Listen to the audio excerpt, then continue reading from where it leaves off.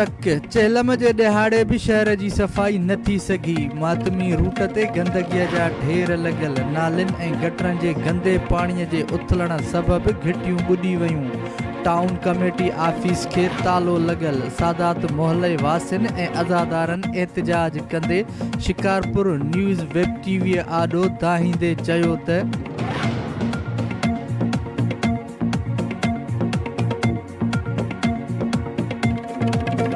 ही जो है रूट माते रूट है शाम जो तो जुलूस दो इमाम बारगाह जो मतवदी आफिदा हसन थे ये इमाम बारगाह में राजो मजलिस थी हितो ही रूट दे के जुलूस तो सूरत हालत पाण ॾिठी त हीअ सूरत हाल केतिरी ख़राब आहे। हिते पाणी बीठो आहे, गंदो आहे, किचिरो आहे। माण्हूअ जे हिकु माण्हू जे लंघण जो रस्तो न आहे त जुलूस हितां कीअं गुज़र थींदो।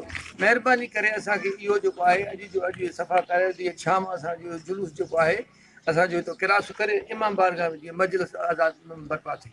ऐं तमामु असां शिकायतूं कयूं आहिनि, उन्हनि जे बावजूद बि को तदारक नथो थिए। वॾी तकलीफ़ में आहियूं असां। केतिरा ई दफ़ा हिते असांजूं औरतूं किरियूं आहिनि, असांजा मर्द केतिरा ई किरिया आहिनि।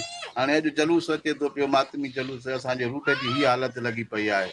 हिकिड़े माण्हू जे गुज़रण जी जाइ न आहे त जलूस किथां टपंदो, कीअं टपंदो। हाणे हेॾा इमाम बारगाह असांजी तमामु तकलीफ़ में आहियूं। महिरबानी करे तदारक कयो वञे। अॼु जो अॼु ई असांजो कोई भी मतलब चुका कल भी टाउन कमेटी चेक में वियासीं, उते सभु कुझु ॿुधायोसीं, असां शिकायत लिखाईसीं। मुकमल असांजे सॼे रूट सां हीअ हाल आहे। लेडीज़ इमाम बारगाह हुजे या असांजो बड़ा रोकड़ हुजे, जेको बि असांजो सॼो रूट आहे सॼो गंद लॻो पियो आहे। शरीर से असां हीअ असरु लॻो पियो आहे, पाणी बीठो आहे, नालियुनि जो गंदो गंद पियो आहे, कचिरो कोई बि खणण वारो न आहे। कोई बि हिन ताईं कोई बि अमल न थियो आहे। अॼु असांजो चेलम जो ॾियारो आहे, ॼाण मातम जो जुलूस पोइ हिन ताईं कुझु बि न थी सघियो। असां इंतिज़ाम खे अर्ज़ु कंदासीं त जल्दी खां जल्दी सफ़ाई कराई।